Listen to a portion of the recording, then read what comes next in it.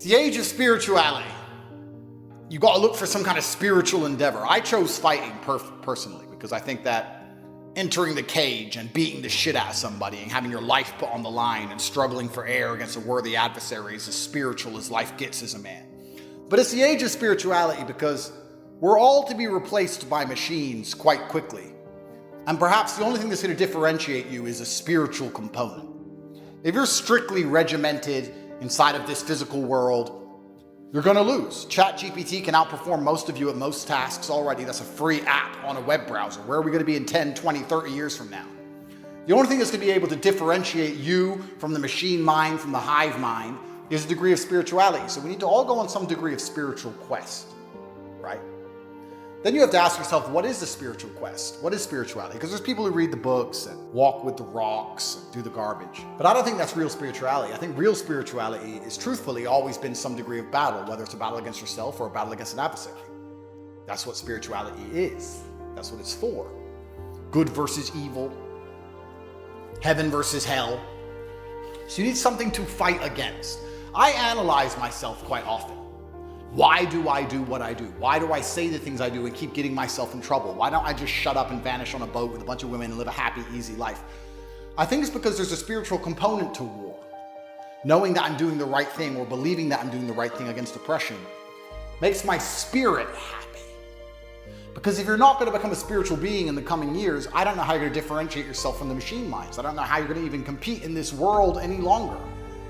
You have to be prepared to sacrifice your flesh to resist enslavement.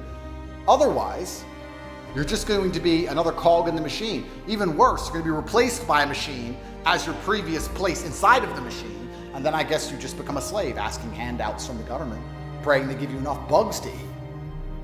So what are you fighting for? I guess this is a very interesting question to ask most people. In fact, since I've become rich and I don't really need to make much sense to the common man anymore, it's a question I ask quite often. Members of staff come to me and they say, oh, hi, I'd like to work for you and I can do this, I can do that. I say, what are you fighting for? Fighting? What do you mean? Why are you getting up and consuming calories? Why are you waking up and doing anything anymore? You could lay in bed for the next 2 weeks, you'd find food, you wouldn't starve, your bills would get paid. Why are you even waking up in the morning? What are you even fucking doing with your life? What is your goal? What is your objective? There are no vacuums. There are no empty space. All of the land of earth has been conquered. You can't go and find land that doesn't belong to somebody else. If you're achieving anything, if you're expanding your consciousness in any direction, you're expanding it against opposing forces. You have a nemesis for all regards. As you grow spiritually, there's a huge bubble around you which is trying to constrict you, which is trying to keep you in your place as a slave. You are at war if you are enlightening yourself, if you're learning things, if you're understanding the world in a way you didn't previously understand it. This is what most people don't understand. It is a battle. Spirituality is a battle. Learning about yourself and learning about other people and learning about what it would take for you as a person to be prepared to sacrifice human years inside of a jail cell to resist enslavement, not only for you, not only for your family, but for humanity as a whole. That is a spiritual battle. And in the age of machines, it's only going to be the spiritual people that have any kind of differentiation between the matrix and humanity at all. That's your USP, your spirituality. Don't you understand? That's why you have to do the things you're supposed to do, because you're supposed to do them irregardless of the consequence. That's why you must do it.